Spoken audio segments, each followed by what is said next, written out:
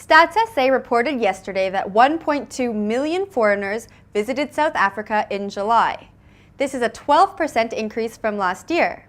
Joining me to speak more about what this means for South Africa, I have our News 24 travel editor, Nadia Kriege, and joining us on Skype, Alan Wind, the Minister for Finance, Economic Development and Tourism in the Western Cape. 90% of the 1.2 million people mentioned in the report were here on holiday. Nadia, why do you think South Africa is a desirable place for tourists? Well, I think we've got a lot to offer and a huge diversity. I mean, there's Cape Town and Durban with its beaches, and then obviously the bush as well, the Big Five, all of that. Then apart from those more, sort of typical tourist attractions, I think it's also the culture and just the whole vibe we have here. I think people are fascinated by the whole long road we've also walked as a country. So I think it's culture and just the mix of activities and things people can see that attracts them. And 12% increase, that's huge. What do you think these numbers mean for the tourism industry? Well, I mean, I think it's great to see this increase, and it obviously shows that more and more people are becoming aware of South Africa as a tourist destination. And also, I mean, the more people come and go back with good stories, the more people will be arriving as well. So yeah, it's interesting to see how it increases year upon year. Alan, can you tell me, has there been a rise in tourism in the Western Cape? Yes, definitely, and we're seeing us getting back to numbers that we were seeing prior to the economic slowdown globally, and that's coming out of our core markets. But we're also seeing really great increases coming out of new markets. So while the core markets' economies are still depressed, being Europe and the US, they are not showing huge growth rates.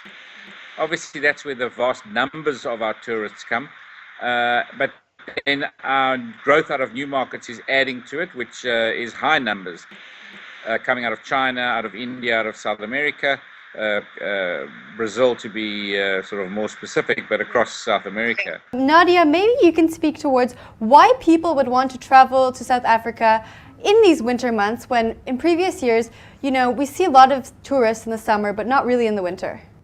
I think for bush, especially, winter is a great month because generally it's easier to spot game and that sort of thing because the winter or the summer is the rainfall season. So the bush is typically a lot more lush and green, and you don't get to see animals as easily. So if you want a really good game viewing experience, winter is definitely the time to go up there. And as for the other parts of the country, I mean, Durban's also great during winter for beaches and stuff. And even Cape Town has its charm, even though it's cold and rainy and stuff, it's still a beautiful city to visit at that time of year.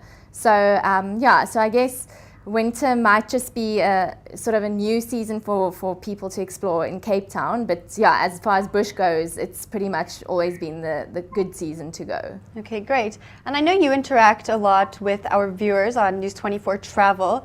Do they come to you with questions about traveling in South Africa? What are some of those questions? A lot of our questions are, about Cape Town, where to go, what to do, which is great for us because we're based here. So we can, give quite a lot of feedback to people. So, I guess it's mostly, what are the top places to visit, great restaurants to go to.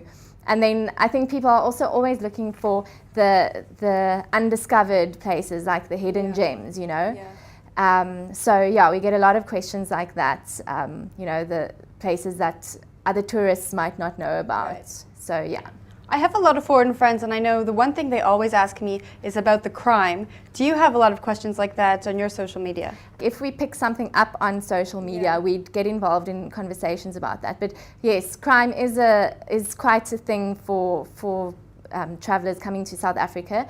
But I think the best advice we always give people is, we can't say no, it doesn't happen or whatever. But if you're vigilant and you keep your own eyes open and look around you, you should be fine. So yeah, we do get questions about that, but not that often.